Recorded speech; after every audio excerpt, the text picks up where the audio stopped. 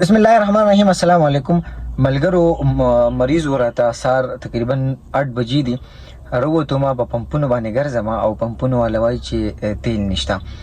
نو زموږ بدقسمتي دا ده چې پاکستان کې هر قسمه مافیا ده، هغه تیل مافیا ده، هغه چینی مافیا ده او هغه اوس نن سبا د ورکی پټرول مافیا ده.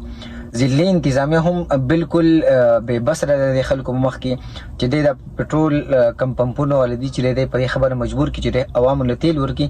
همیشه هر سړی چې په دې ملک کې مفاد پرست دی او اوس دا خبره د دینه مخکې تقریبا 35 روپۍ یو پر لیټر تیل ګران شو. نو پمپونو والا مالکانو ته خو الریډي په دې کې منافع وشو او فایده وشو. اوس دی بیا د دې خبرې په انتظار دي چې کېدی شي د پټرول 300 یا 310 300 اباف شي. نو هغه نه پس کېدی شي چې دی بیا د پټرول چې د خلکو ته ورکی. په هر پمپ کې تقریبا 3 پمپونه ته زلاړو ما په پمپ والي چې زموږ سره تیل نشته.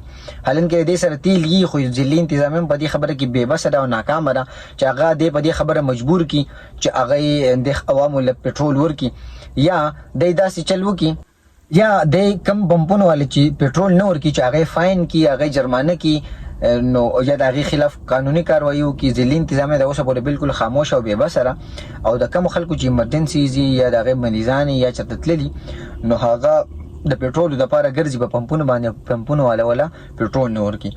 د پاکستان د المیه ده چې هر ځای کې مافیاز دي او انتظامیه چې را د هغې مافیاز خلاف چې د هغه بې بصره د اوسه پورې به دا خبره کېده چې الکټډ حکومت کم کسان چې دي ممبران چې دي هغې په دې سرکاري افسرانو باندې اثرانداز کېږي. اوس خو هغې هم نشته، نګران حکومت دی، بیا هم سرکاري کم افسران چې دي هغې بې بسه دي، هغې په خپل ذمه دارۍ نباوهلو کې ناکامه شوي دي.